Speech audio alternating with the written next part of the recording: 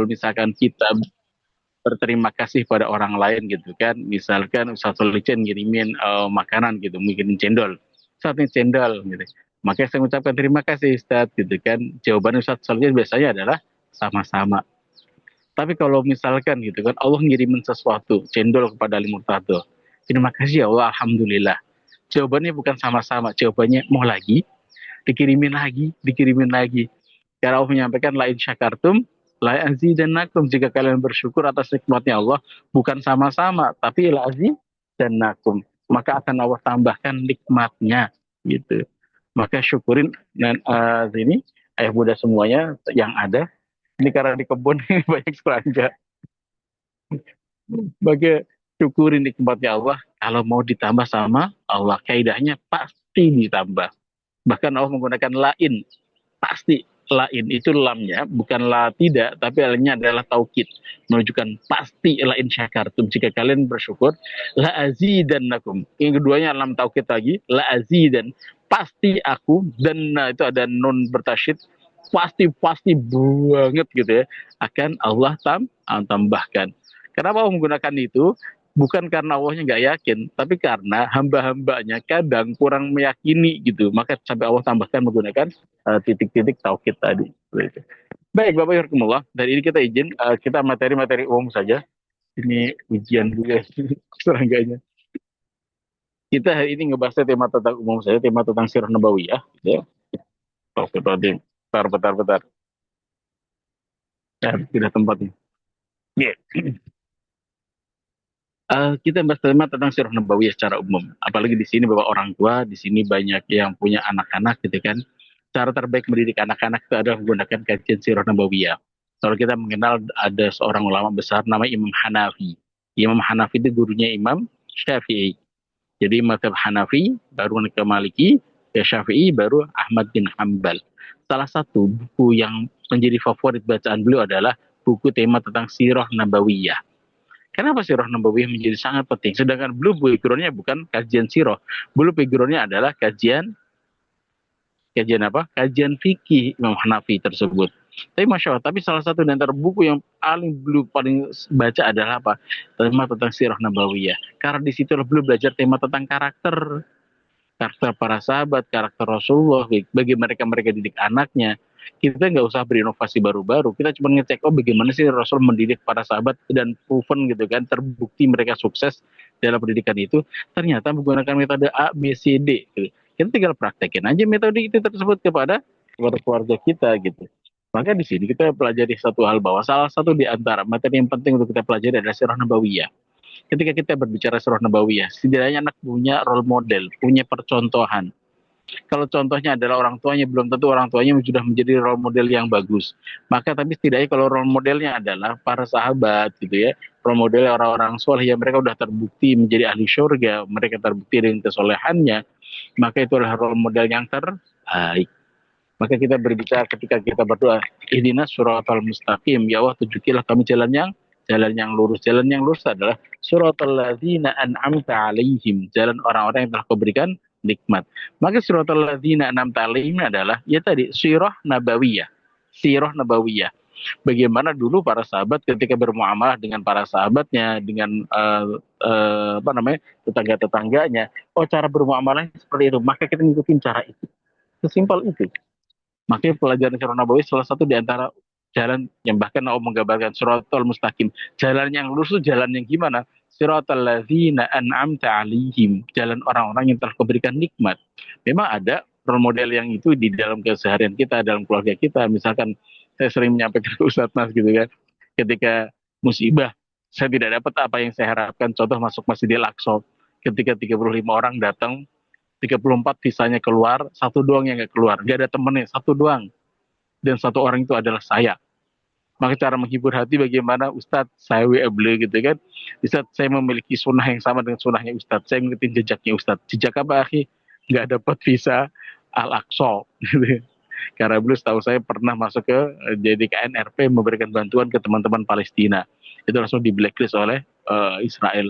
Kalau saya punya rekam jejaknya adalah 5 tahun ada di Libya gitu, negara-negara yang tidak disukai oleh Israel. Nggak apa-apa, Jika disuka Israel itu berbahagialah. Yang menjadi bahaya adalah kalau Israel suka sama kita itu gara-gara ketidakbagusan kita, maka itu yang jadi bahaya. Tapi kalau nggak disukai oleh sesama Muslim, nah itu yang bahaya. Tapi kalau nggak disukai sama ya Israel musuh Allah, maka berbahagialah gitu ya. Baik, Bapak Ibu Rahimakumullah. Maka di sini tadi ketika mungkin satu ujian datang gitu ya, tidak dapat apa yang kita harapkan, kayak ngebayangin loh Bapak Ibu, semua orang misalkan gitu, ibu mau berangkat umroh, tahu-tahu di bandara semua orang ada 100 orang, visanya keluar cuma satu doang yang nggak keluar. Itu gitu kan, ada kok sendirian ya. Biasanya dulu masih ingat ketika masih kecil gitu kan, ketika hari Senin apalagi gitu kan, ketika hari Senin tuh biasanya ada upacara kan. Ketika kita sedang terlambat sendirian, kita deg-degan, duduk, aduh terlambat nih, nggak on time nih. Tapi ketika ada temennya, ada dua orang muncul, kita agak sumringah, wah ada temennya. Yang datangnya 10, wah ada temennya 10. Itu nggak jadi deg-degan, itu malah jadi happy tuh bercandaan di belakang gitu kan. Kenapa? Temennya banyak. Nah, ini persoalannya adalah kalau urusannya akhirat mau banyak atau sedikit nggak ada urusan. Tapi setidaknya gini, tadi ketika misalkan saya sedang mengobati hati ke dalam kondisi yang saya sendirian nggak dapat visa sendiri yang lain pada dapat atau bunda misalkan gitu kan, yang hadir adalah hati, hadir karena wajah Allah. Maka ketika baginda Rasulullah sendirian, maka Allah turunkan merasa sendirian, bukan sendirian, belum merasa sendirian. Kok nggak datang lagi ya wahyu dari langit ya? Maka Allah turunkan wadduha wal laili idza saja ma wadda'aka rabbuka wa ma qala. Demi waktu duha, wadduha wal laili idza saja ma wadda'aka rabbuka wa ma qala. Tuhanmu Allah tidak meninggalkan kamu wa ma qala dan tidak membencimu. Boleh orang-orang tidak suka dengan dirimu, yang penting Allah nggak masih suka sama sama kita, itu yang paling penting.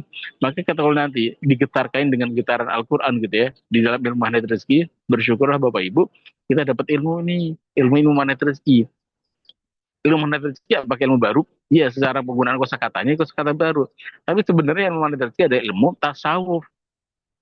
Tasawuf itu apa? Bagaimana tasgiyatun nafas, bagaimana kita mengelola hati kita, itu bukan ilmu baru, itu ilmu lama.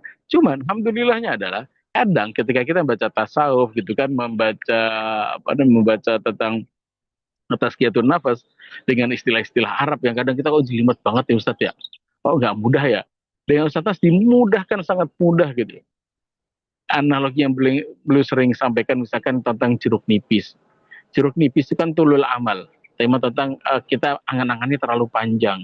Nanti kalau tua gimana ya? Anak saya nanti akan kayak tetangga nggak ya, durhaka? Atau anak saya soalnya kayak tetangga yang lain gitu ya. Kita udah kepikiran, stres gitu kan. Nanti kalau saya nggak pernah dikunjungin gimana ya? Nggak pernah telepon gimana ya? Kan baca cerita-cerita itu kan ada ibu-ibu datang ke counter HP, tempat servis handphone. Itu dicek, Pak, handphone saya rusak. Gitu. Dicek, enggak Bu, ini handphonenya normal. Oh, enggak kok, rusak katanya. Enggak Bu, ini normal. Dicek lagi, cek lagi. Kok nggak bisa nelpon ya? Gitu kan, kok nggak ada telepon ya? Emang kenapa Ibu? Gitu kan. Ibu telepon pengen nelpon siapa? Pengen nelpon anak, gitu kan. Ternyata anaknya udah sebulanan nggak nelpon. Itu kan ya sedih banget gitu kan. Kenapa sedihnya? Si ibu dikiranya handphonenya yang rusak, tapi anaknya nggak nelpon gitu ya. Apalagi nanti semakin sepuh, semakin tua itu kan fasenya kembali kepada anak anak kecil lagi kan. Yang anak kecil tuh kalau kemana-mana mau ikut gitu kan, pengen perhatian lagi. Siklusnya kan berkembali, pas ya. Angka 40 tuh angka puncaknya. Setelah angka 40 dia akan turun lagi, gitu kan. Kadang kembali ke kanak-kanakannya kalau udah sepuh banget gitu kan, butuh oke anak-anak ada kebayangin deh Bun, kalau anak-anak sekarang nih kayak misalkan saya pergi gitu cuman beli apa namanya, beli gorengan gitu misalkan, ikut pengennya deket terus gitu. Nanti kembali siklusnya, persoalannya adalah nanti orang tua kita yang ya jadi anak kecil itu gitu. Maka ya tinggal tinggal balik aja, dulu kita juga sama, kita pengen gelindot pada anak-anak kita pengen blended pada kita gitu kan. Ketika kita masih kecil kan blenderin ke orang tua ketika mereka sibuk-sibuknya. Kalau misalkan itu nggak mau gitu, misalkan orang tuanya ada potensi nih nanti ketika mereka apa kita sudah tua nggak mau juga, nanti kenapa mereka dididik dengan cara yang sama gitu. Maka Bapak Rasulullah ini terkhusus untuk para ibu-ibu gitu kan, untuk para sesepuh dan senior, yuk tadabur lagi yuk, gitu kan. Ketika kita merasa sendiri kok anak gak nelfon-nelfon, ya husnudon pada Allah. Kita diajarkan dalam MR positive thinking. Anak kita mungkin sedang beramal kebaikan, anak kita mungkin sedang berkhidmat untuk umat, anak kita mungkin saat ini sedang memuliakan umatnya Rasulullah gitu. Jadi yang hadir itu nanti tidak lagi jeruk nipis dalam hati. Oh, masya Allah, alhamdulillah. Kenapa setiap kebaikan anak-anak kita akan menjadi kebaikan kita, kita yang mendidiknya, gitu. Maka kalau yang hadir itu, masya Allah, yang hadir adalah doa, gitu. Jangan sampai kita tercemari dengan, oke, tema tentang maling kundang. Maling kundang kan dua tema kan, tema anak, tema ibu. Anaknya durhaka sepakat, tapi ibunya yang nggak sabar juga. Berharapnya kalau misalkan ibunya sabar, yang muncul ada doa, ya Allah, anakku sedang tidak baik-baik saja ya Allah. Maka ya Allah, kembalikan dia ke jalanmu ya Allah, agar dia mendapatkan ridho dan cintamu ya Allah. Aku ridho kepadanya. Bisa jadi dia kena badai, tapi masih Allah selamatkan.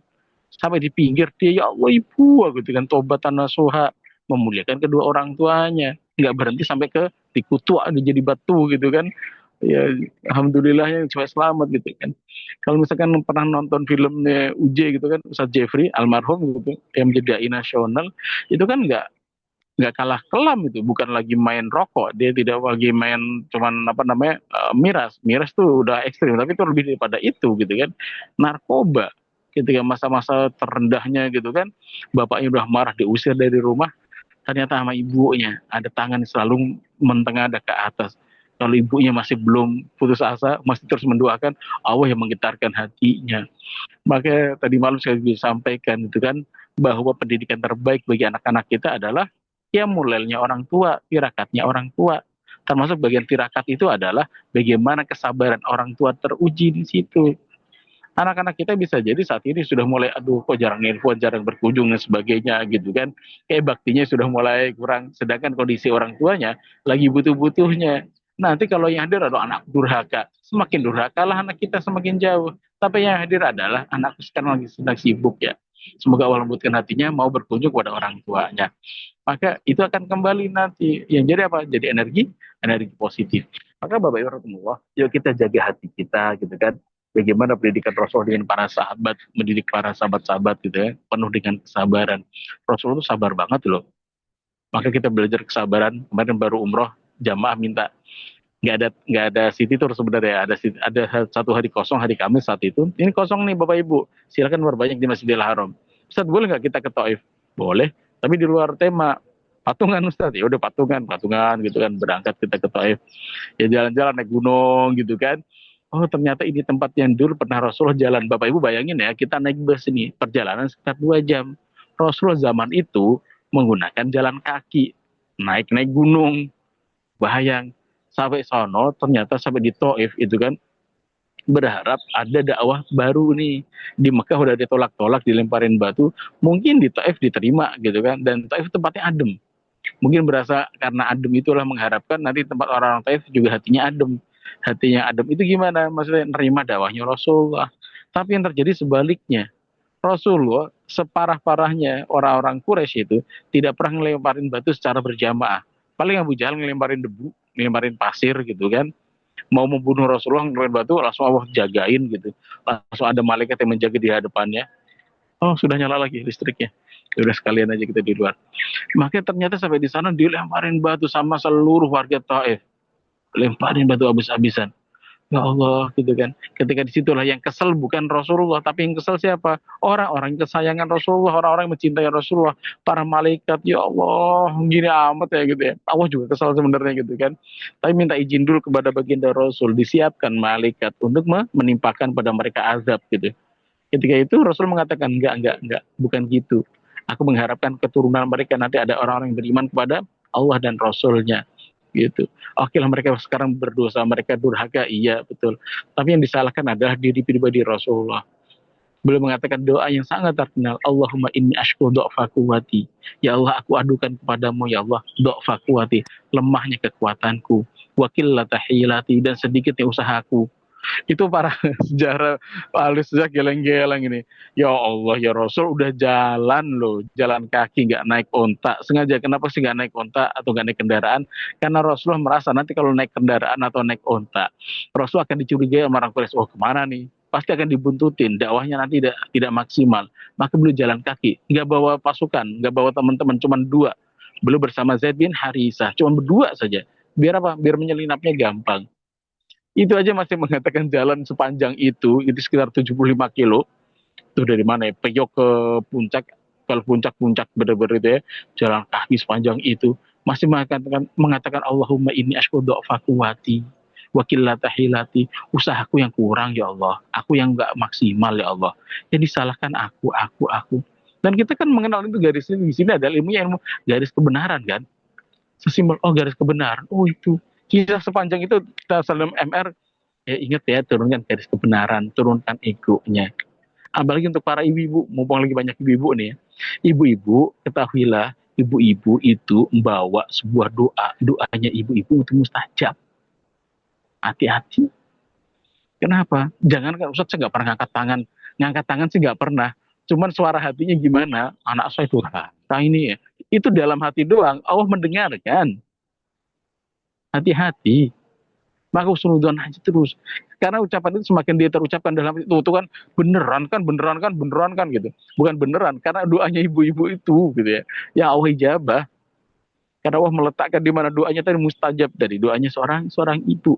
Maka kalaupun kita melihat anak-anak kita sedang tidak baik-baik saja, seperti Rasulullah melihat para umatnya gitu kan, bahkan sayangnya Rasul pada umatnya itu melebihi daripada keluarganya. Sayang banget untuk setiap kita gitu ya.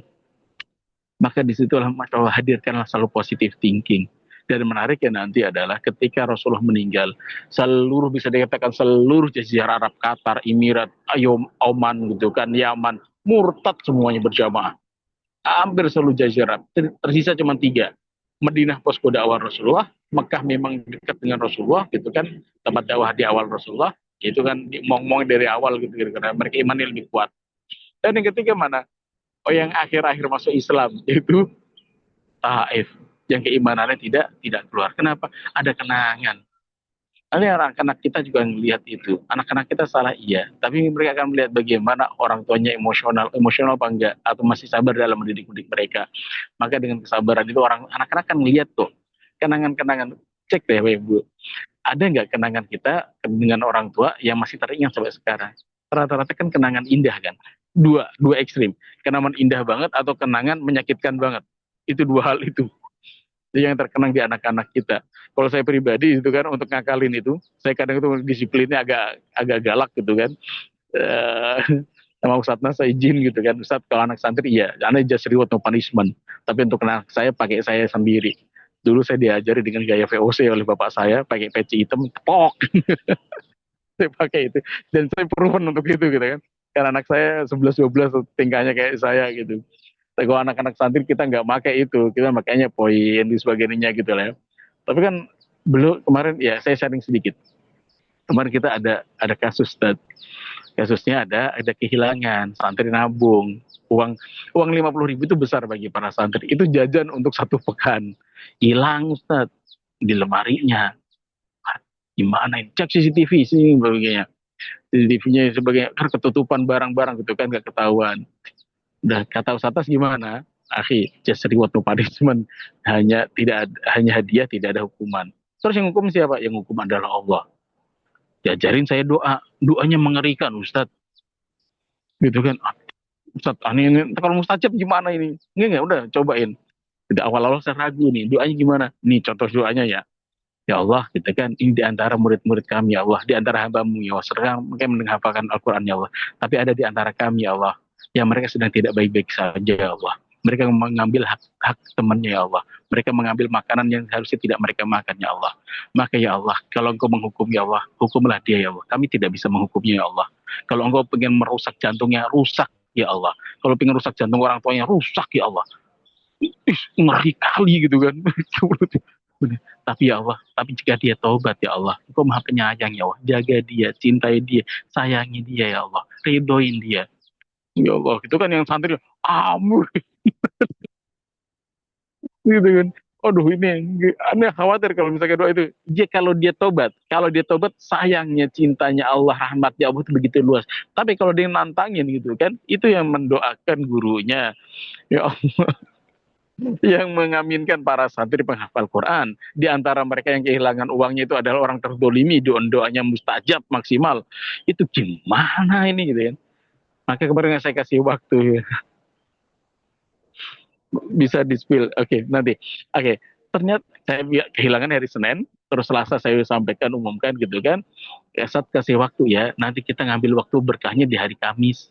Hari Kamis nanti anak santri pada puasa, doanya orang puasa mustajab, doanya orang terzalim mustajab. Di sini para penghafal Quran mustajab semua ini. Hari Kamis kalau nggak ada pengakuan, Ustadz nggak butuh pengakuan kalian dalam artian nama kalian tuh nggak butuh. Kenapa? Tutupin aib kalian, nggak usah cerita pada Ustadz. Biarkan antara kalian dengan Allah, yang penting kalian tobat. Gitu. Kembalikan uangnya itu. Oke, ternyata gitu kan hari Rabu kalau nggak salah Rabu gitu ya. Nanti hari Kamis ya kita doa bersama. Tapi Kak, wallahi Ustadz gak berharap doa ini diucapkan. Tapi ini jurus terakhir. Kalau kamu nggak mau tobat gitu kan, ya kita akan baca doa itu. Persoalannya Kak, saya sampaikan kepada anak santri, lebih baik kalian keluar dari pesantren itu feel free daripada kalian membawa doa dari teman-teman kamu yang diijabah oleh Allah Subhanahu wa taala. Yakin deh, pasti diijabah, nggak mungkin nggak. Nanti ada keberkahan, ada barokah gitu ya. Kalau kamu misalkan nggak ketahuan sekarang, Allah tahu kok nama-nama orang ngambil ini. Gitu. Hari Rebunya ada anak santri datang, Ustadz, ya saya yang kemarin kehilangan uang Ustadz. Alhamdulillah uangnya sudah kembali, dimasukin dalam amplop dan orangnya minta maaf. Alhamdulillah, saya deg-degan Ustadz. Kalau sampai hari Kamis dia nggak ngaku kan kita baca doa itu kan gitu kan. Nah, tentunya ada dalam ilmu MR tadi yang dihadirkan adalah yang mengadab itu bukan kita. Manusia boleh ya, bisa jadi nyari CCTV itu gak ketemu-ketemu. Tapi kan Allah tahu. Kalau misalkan hari ini kita babak belur juga sama kita muhasabah, kita punya dosa apa ya? Oh gak mudah. Kalau saya pribadi gampang. Saya bersyukur dengan penyakit asam urat ini. Oh ya wah asam urat kambuh. Kemarin dosa apa ya? Dosa makan emping. Langsung jelas itu. Itu dalam bentuknya adalah cash and carry gitu kan. Kalau cashnya kita ngambil emping, besoknya kita akan bawa asam uratnya. Nah persoalannya deh, kan masih ada waktu, kita punya waktu untuk ngobatinnya, kita minum air yang banyak, kita minum obat-obat herbal sebagainya gitu kan, untuk ngobat itu. Tapi nanti di akhirat gak ada waktu untuk ngobatin itu.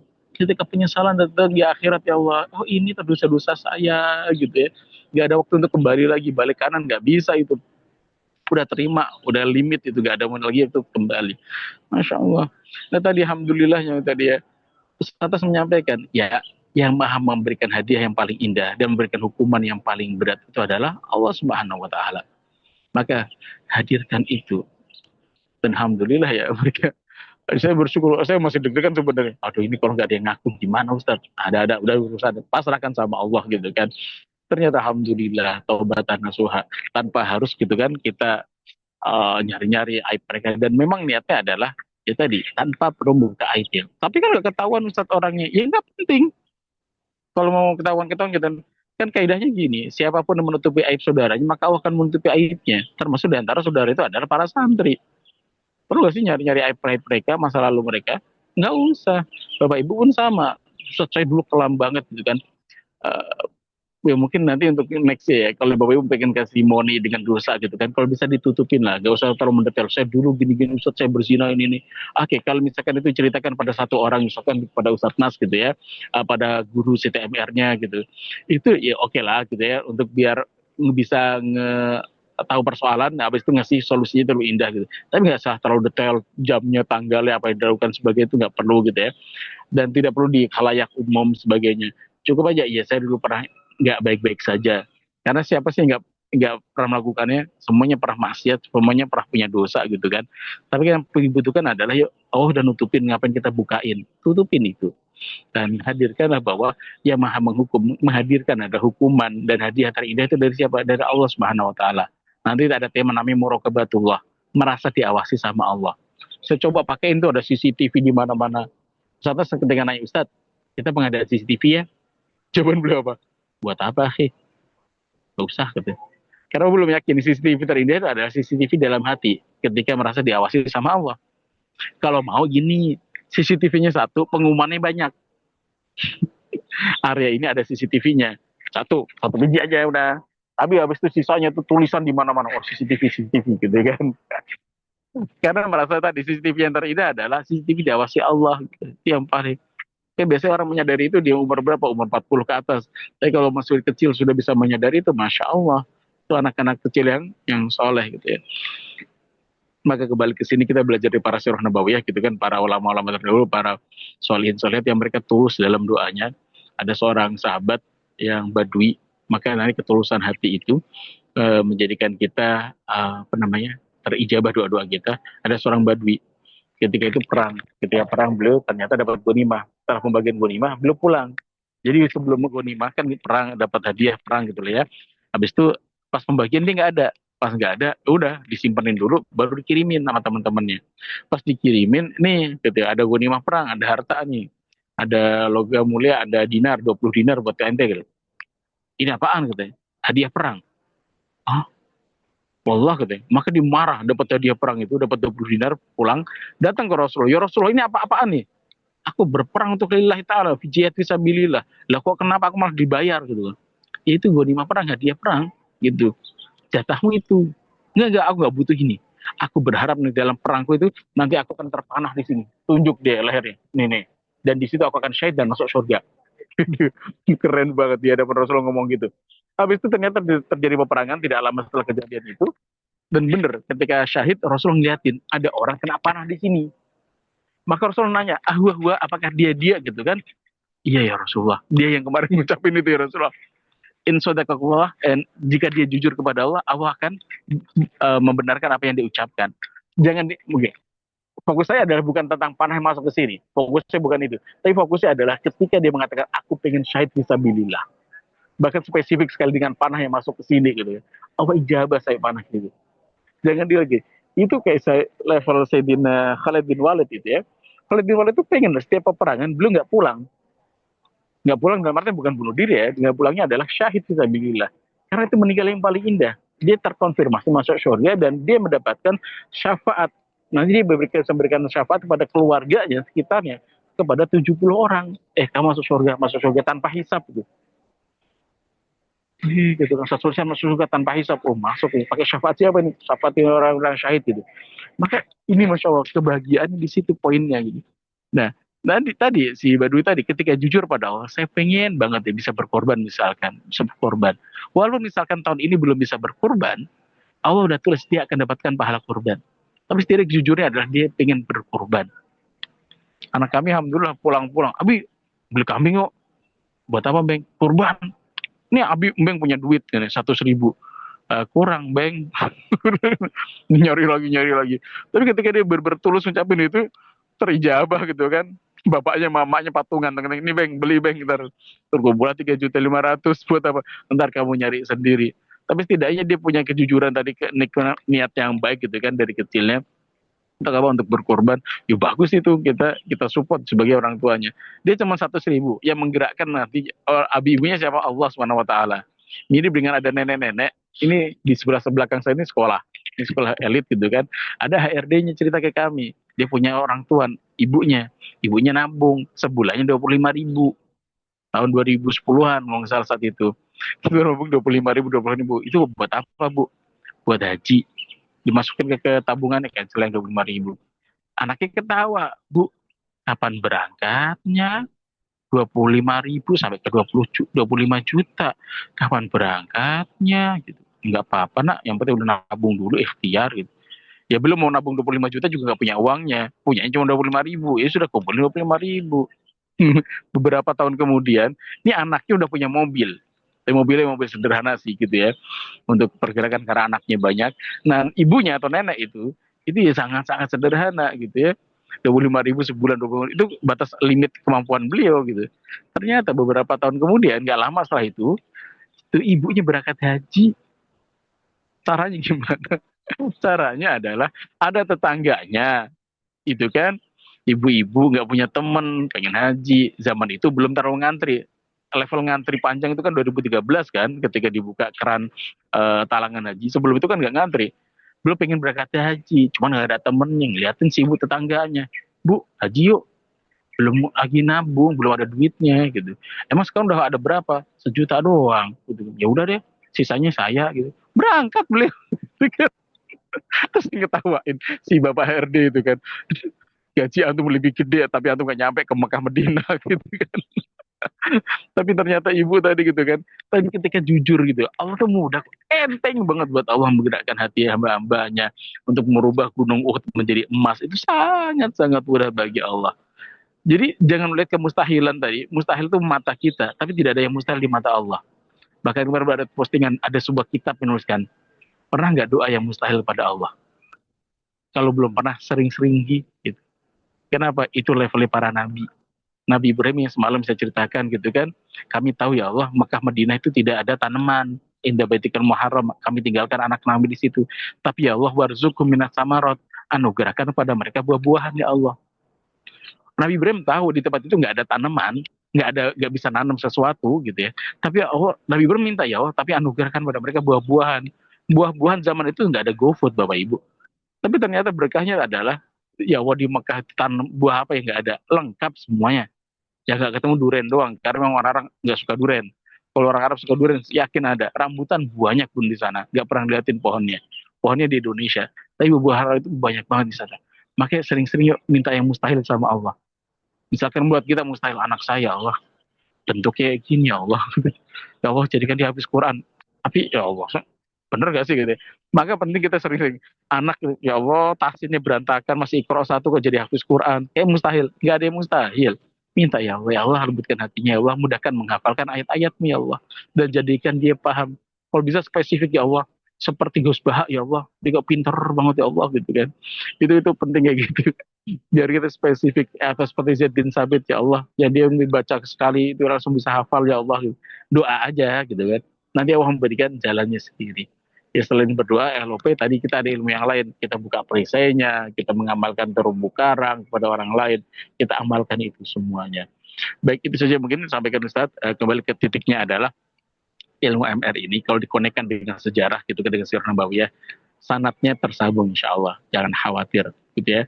Jadi Rasul Nasrullah membuatnya dengan sangat sederhana. Perjalanan Taif itu dalam ilmu MR namanya garis kebenaran, sesimpel itu. Oh garis kebenaran, oh itu kisah tentang Taif, Rasul dilemparin batu dan Rasul berdoa kali ini, itu kan panjang. Tapi kalau Satnas kan nggak sih, gambaran simpel, garis kebenaran. Yuk turunkan garis kebenaran. Wallahu a'lam bishawab. Masya Allah ya. Ternyata dalam obrolan kajian singkat kita pagi hari ini, berbagai sifatnya umum, berbagai hal tersentuh ya. Urusan haji tersentuh ya, urusan pendidik anak tersentuh, urusan punishment juga reward tersentuh. Insya Allah ya, semua dapat banyak ilmu kita hari ini teman semuanya ya. Insya Allah kita mendapatkan banyak hikmah dari kisah-kisah yang disampaikan Ustaz Ali dan menyentuh sirah Nabi, ya, menyentuh kisah tentang ulama, tentang imam-imam imam besar dan yang lainnya. Soalnya teman semuanya bahkan kisah tetangga juga disampaikan di sini. Salah dapat lima teman-temannya. Silakan kalau ada yang mau berkontribusi dalam bentuk mungkin bertanya atau diskusi, silakan teman semuanya ya. Oh tadi Ustadz yang sepil sedikit tentang pengajaran akhlak kepada santri di PKL. Oh ya, baik. Bedanya adalah kalau di dalam ilmu lagi seminar itu kan nanti ilmunya dalam ilmu yang disampaikan teoritis gitu ya. Emang perlu, penting, teori itu penting. Setelah teori nanti dipraktekkan. Untuk apa ilmu MR ini? Untuk dipraktekkan. Kalau di pesantren dia tetap pembelajaran, setiap hari Sabtu ada pembelajaran ilmu MR. Tapi tidak seintensif seperti ketika di mana di seminar 1 3 hari gitu kan, itu langsung berat banget, itu langsung panjang. Ya kalau gitu ya diulang-ulang paling untuk terumbu karang, garis kebenaran, sebagainya. Nah, tapi di aplikatifnya, nanti biasanya guru-guru diminta, kakak siapa hari ini sudah mendoakan teman-temannya, gitu kan. Kalau mendoakan orang tuanya pasti ngacung semua itu, bisa dikatakan. Itu oh namanya DMR, namanya kickback, gitu. Dan ternyata kemarin ada yang, dan ilmu MR itu ya, pesantren mengajarkan itu paling bagus dengan apa? Dengan testimoni. Biasanya saya minta, akhirnya saya ngamalin UMR gak dapat keajaiban, dapat Ustadz, saya Ustadz, ada tuh namanya, saya spill namanya Fahri Awalia gitu kan. Oke ngacung, oke adik, mau sharing apa kamu? Ini Ustadz, kemarin kan saya ikut lomba tuh, ada ICOF, jadi festival lomba gitu lah kira-kira. Habis itu pas lomba gitu kan, saya pakai ilmu kickback, saya juara. Gimana caranya? Kan pesertanya banyak-banyak ya, datang dari jauh-jauh gitu, dari Bogor dan sebagainya, datang ke pesantren. Habis itu saya doain ya Allah gitu kan, ini kan pesertanya banyak ya Allah. Jika mereka lebih baik ya Allah, jadikan mereka yang juara ya Allah, udah mereka saja ya Allah yang juara gitu. Ya Allah, muliakan mereka ya Allah, para peserta-peserta lain gitu kan, gitu kan. Ternyata pas lomba, selesai lomba diumumin yang juara saya Ustadz. Saya doain orang lain yang juara saya gitu kan. Oh, itu namanya kickback. Tapi dalam psikologi saya jelasin, Kak, ketika kamu lomba dengan kamu mendoakan orang lain, kamu tidak terlalu, maksudnya eh, apa ya, tidak terlalu tertarget Beban ya. banget, tidak lalu pokoknya feel free gitu kan mendoakan orang lain. Udah, kamu akan maksimal, jadi nggak deg-degan, nanti gimana gimana gitu kan. Itu jadi dia feel free. Jadi pasti lomba ya udah lancar semuanya. Jadi dia menang gitu kan. Dengan apa? Dengan doa kickback tadi. Tapi secara ilmu MR ya udah itu kickback. Tapi di dalam ilmu psikologi sih kan masuk akal sekali kan jurus itu gitu ya. Maka, yang lain pada tepuk tangan, wah gitu kan. Ya maka sering-sering doain orang lain gitu kan. Ketika kita mendoakan orang lain, itu akan balik. Wa antamislah. Oh ternyata malaikat yang bilang, ente yang juara, Ri. Walaupun ente mendoakan orang yang juara, ente yang juara. Kenapa doa ente ya kadang dosa, kadang enggak kan gitu kan. Tapi kalau malaikat nggak pernah berdosa, yang lebih mustajab doanya malaikat gitu. Dan dia juara satu. Mengajinya bagus banget, akhlaknya luar biasa gitu. Waduh, minta dari Batam, ahlin bunda. Itu lomba apa, Cot? Aikov tadi Al-Quran. Oh gitu ya. Jadi musabaqah hifdzil Quran, hafalan Quran Hmm. gitu. Yang jadi persoalan hafalan itu kan biasanya deg-degan nih, Ustaz. Orang Ya, jadi imam baru pertama kali gitu kan, walaupun baca akulhu itu bisa muter-muter. Qul huwallahu ahad. Allah Allah Allahu samad gitu. Kenapa? Karena deg-degan. Nah, tadi ketika kickback itu mendoakan orang lain, dia kan plong. Dia tidak punya kayak nafsu untuk menjadi juara sebagainya gitu kan. ya. Disitulah nanti Allah kan menitipkan kemenangannya. Dahsyat itu. Yes, Nah, so, itu kayak gitu, baik. Bunda. Insya Allah. Bunda ini ya, skipback ya. Insya Allah kita praktekkan ya. Kita juga udah praktek semuanya. Baik, coba ini ada pertanyaan juga. Jadi Ustaz, iman itu kan naik turun. Nah, tipsnya gimana saat iman kita itu turun gitu? Baik, tips yang paling bagus adalah, Bunda, circle lingkungan kita sangat menentukan. Ada yang biasa jadi gini, ketika kita dalam iman lagi naik itu adalah yang bisa menggerakkan itu ya hati kita sendiri sudah cukup motornya.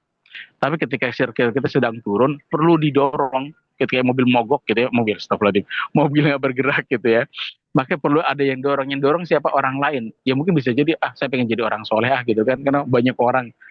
Kayak cek deh, kita ketika lagi soleh itu biasanya gitu kan, lagi di tempat umum itu kan untuk jadi soleh itu lebih gampang gitu ya. Kenapa? Ada yang liatin gitu. Nah, circle kita perlu di tempat yang seperti punya teman-teman yang mensupport. Nah, teman-teman jangan dilihat dalam bentuk fisik saja. Bisa jadi fisik dan non fisik. Non fisik maksudnya apa? Kita tersirkelkan dengan apa yang kita dengarkan. Ya, waktu yang pertemanan, bacaan buku kita, bukunya buku MR, kita lagi ngedon, oh oke, ini lagi ngedon nih, berarti muhasabah diri, ada dosa yang saya lakukan. Karena setiap dosa-dosa itu membuat kita nggak pengen deket sama Allah. Quran kenapa nggak pernah dibaca? Bukan karena Qurannya, tapi mungkin mata kita pernah melihat sesuatu yang dosa. Kok kita dengerin ceramah nggak enak banget sih? Oh, saat ini nggak asik, nggak seru gitu kan. Yang lain bisa nangis-nangis gitu kan, kenapa kita kok enggak gitu kan. Mungkin telinga kita terlalu sering mendengarkan gibah. Jadi sesuatu kayak misalkan gini, bayangkan kayak kita punya piring, di piring itu banyak comberan, ini kotoran, iya ada belatungnya. Orang nggak akan mau menuangkan nasi yang masih anget ngepul-ngepul di piring kita. Kenapa? Piringnya kotor.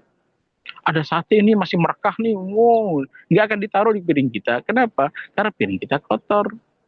Maka tahu status gimana periksa rezekinya, dosanya di mana dibersihin dulu, ada detox rezeki dan sebagainya. Setelah itu baru nanti akan diletakin tuh sesuatu yang bagus.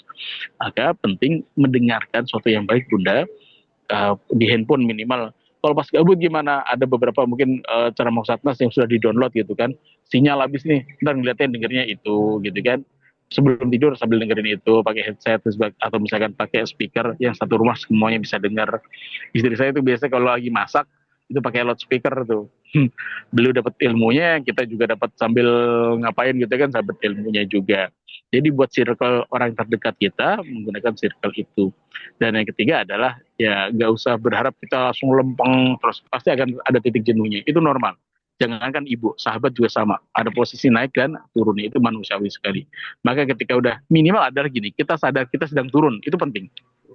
Kayak di dalam gini, misalkan tubuh kita kok kita panas ya, demam ya, kok badan nggak nyaman ya, oh cek demam, oh berarti sedang kurang sehat nih. Minimal kita tahu bahwa tubuh kita sedang apa, hati kita sedang kurang sehat, itu udah bagus. Ceknya dengan apa? Semangat untuk ibadahnya rendah.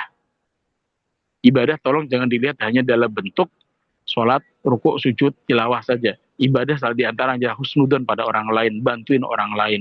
Ya kita bantu dia, enggak. Itu kayak pengamen yang kaya raya deh gitu kan, seudon pada orang lain. Itu bisa jadi 7 udon.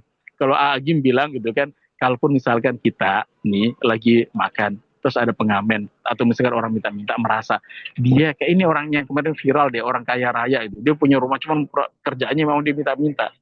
Kalaupun misalkan kita gak mau ngasih, kita minimal kita ngeluarin uang, kita masukin ke saku. Kita misalkan dari saku belakang dompet, masukin saku sini. Dan kita tanamkan bahwa ini adalah uang untuk sedekah. Nanti kalau mau dikasih siapapun silahkan. Tidaknya kita terbebas dari satu suudon, dan kedua terbebas dari rasa bakhil gitu. Jadi boleh mindahin satu titik ke titik yang lain gitu. Oh lebih sob, mungkin itu Zat. Oke, Masya Allah. Baik, semoga tercerahkan ya Bunda Lina ya. Soal semangat perlu dorongan dari teman-teman yang lainnya ya. Oke, ini ada setiap belajar suka tidur gitu Ustaz. Nah ini kira-kira apa yang perlu diperbaiki Ustaz? Ya memang gitu, ketika kita ke dalam majelis ilmu gitu kan, maka turun para malaikat. Malaikat turun tuh menaungin, dalam naungan itu kita merasa tenang, tentram gitu kan. Jadinya ngantuk itu tuh bagus tuh ya, berarti merasa kita tenang. Karena orang yang tidur itu bukan karena, kalau orang nggak tenang hidupnya itu nggak bisa tidur, yakin.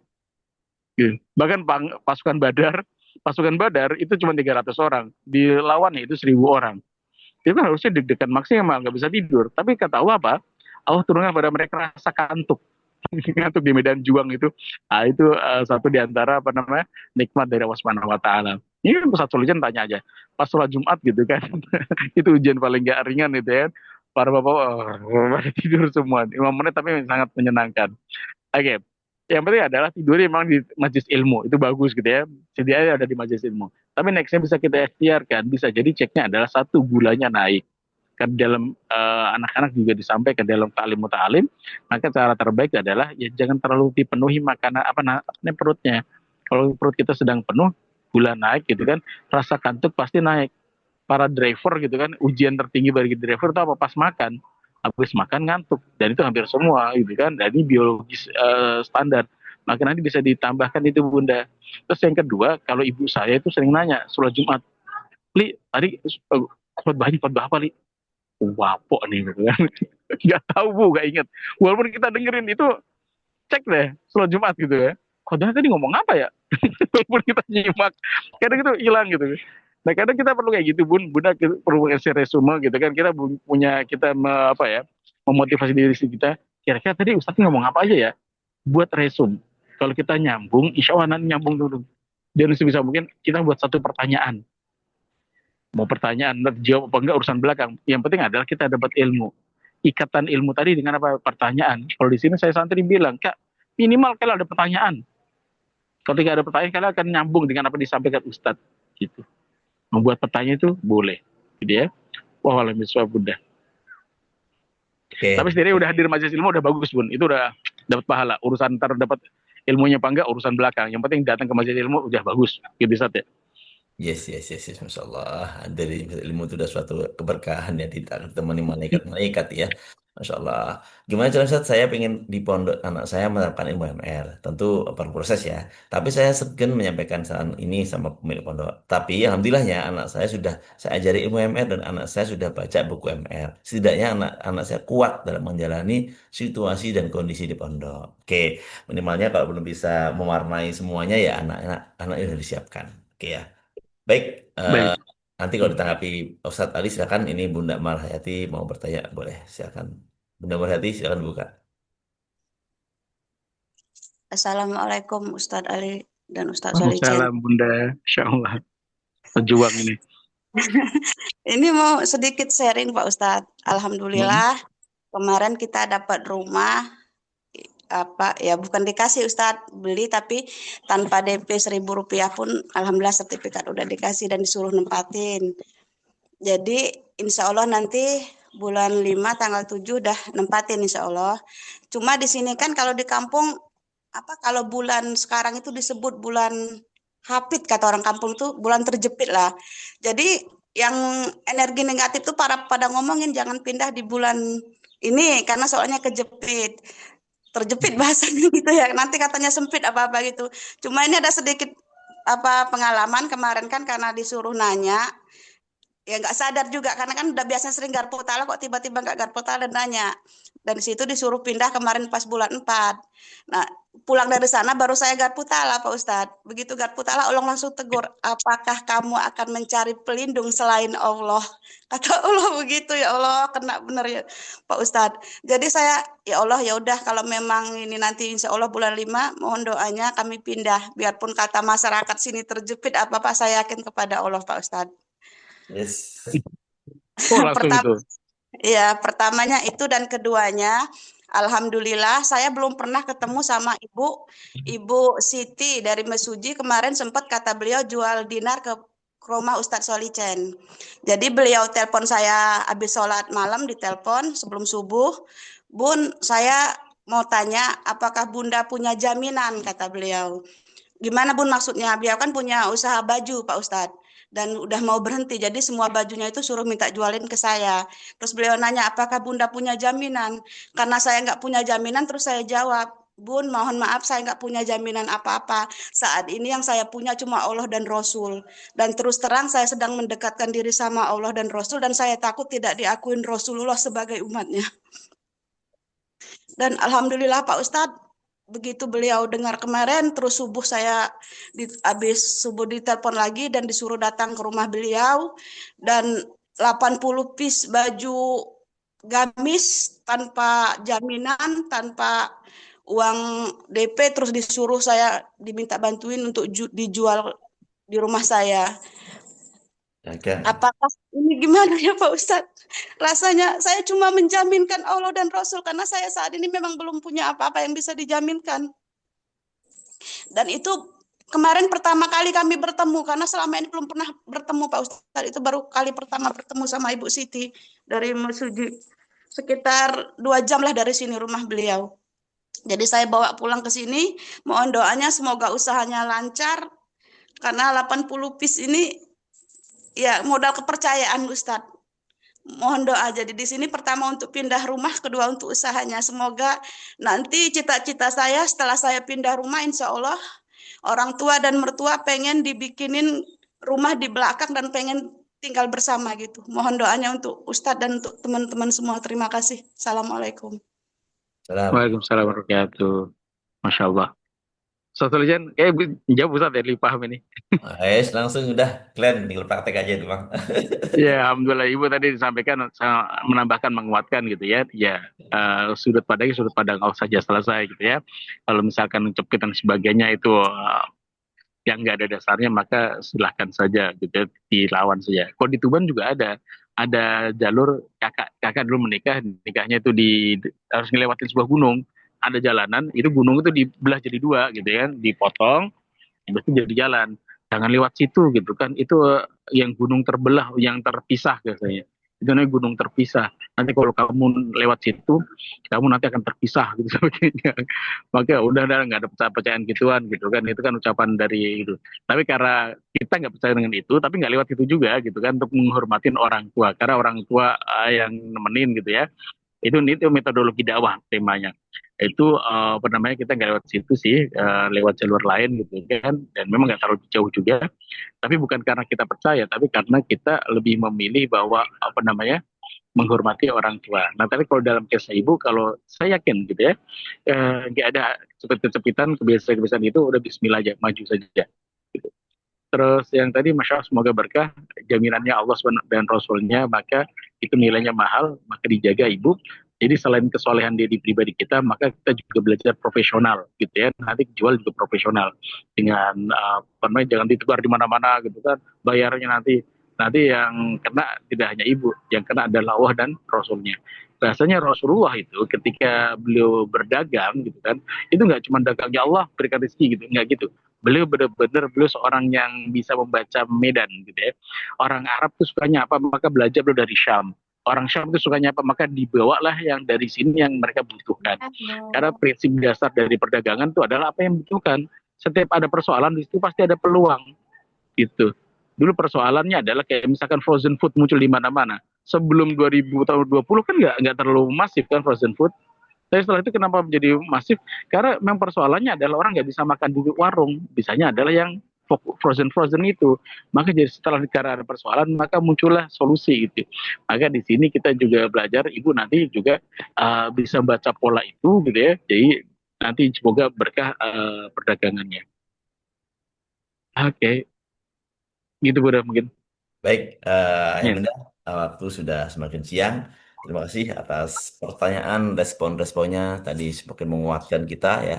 Nah, tujuan dari salah satu kajian ilmu kita ini adalah nggak hanya bertambah ilmu ya, bertambah iman kita ya. Karena memang ilmu itu iman terus ilmu, ya maka kita saling menguatkan.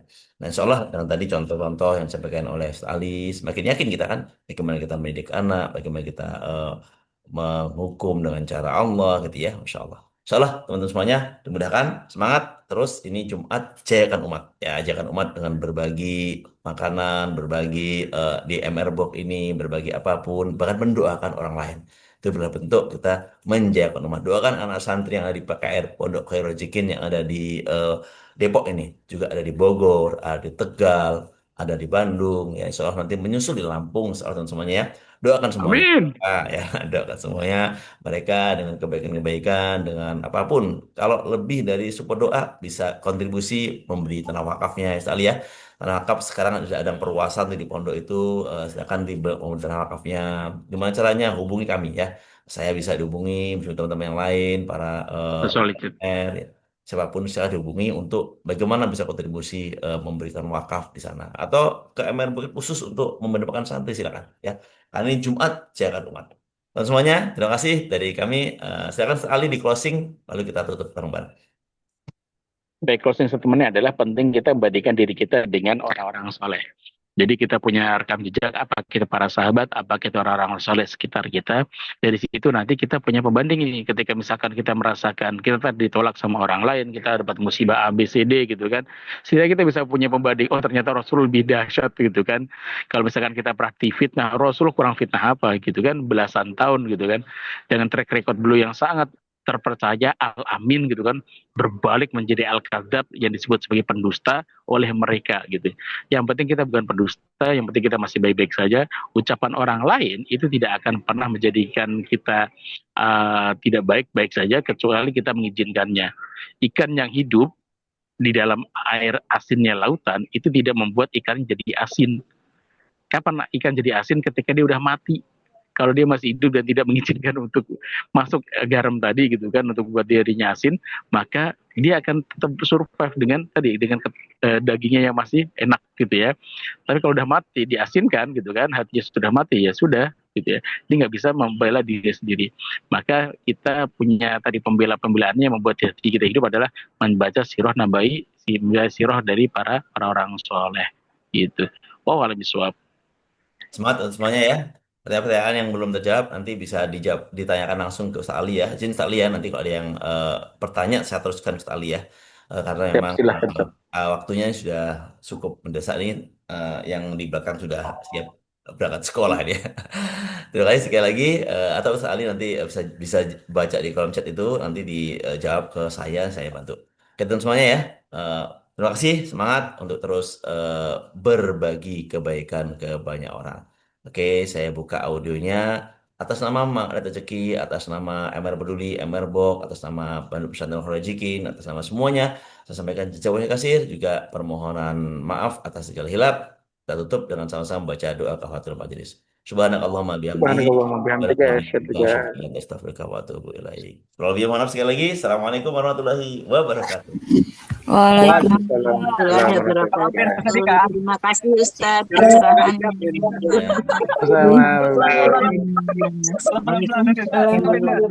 kasih Ustaz. Oke, baik ya. Tayang. Oh iya, ini tadi ini buat poster. Terima kasih.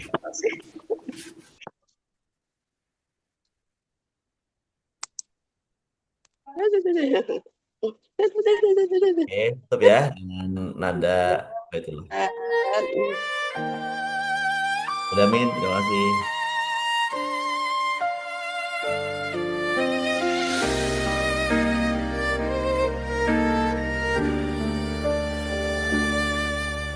Langkah ini ku tapakkan penuh harap hamasa menuju rumah-Mu ya Allah, di tanah suci penuh hikmah.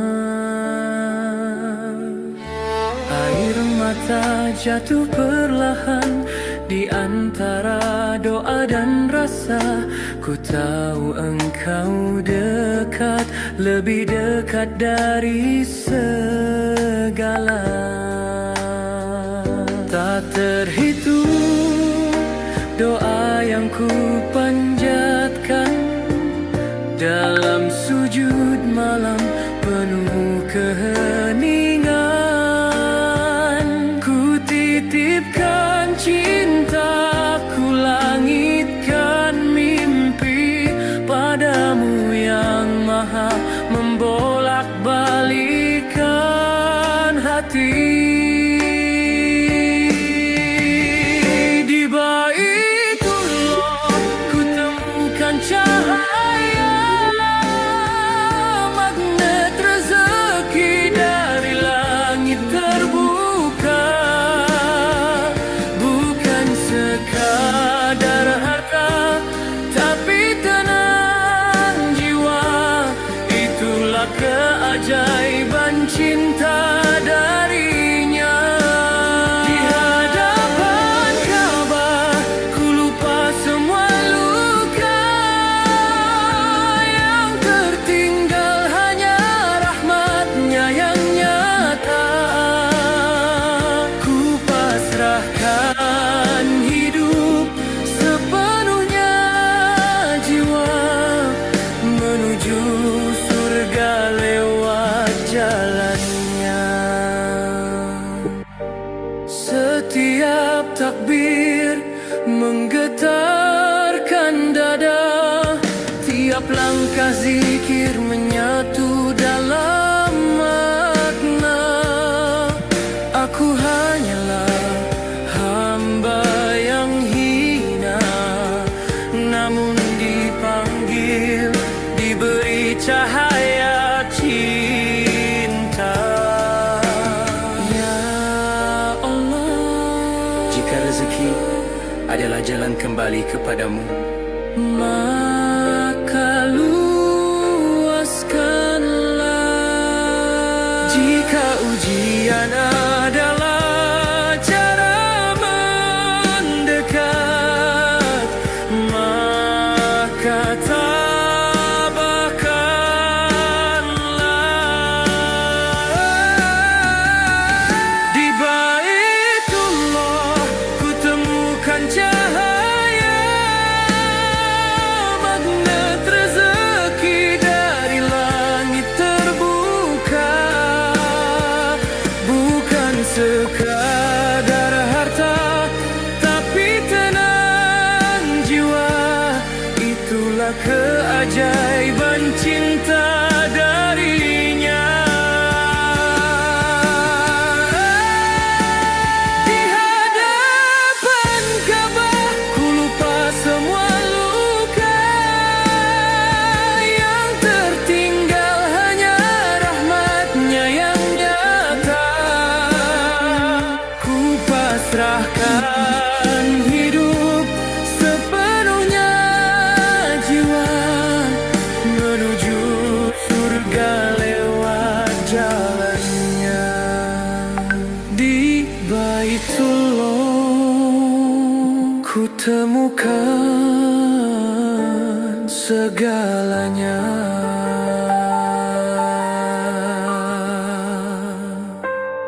Menuju rumah-Mu ya Allah.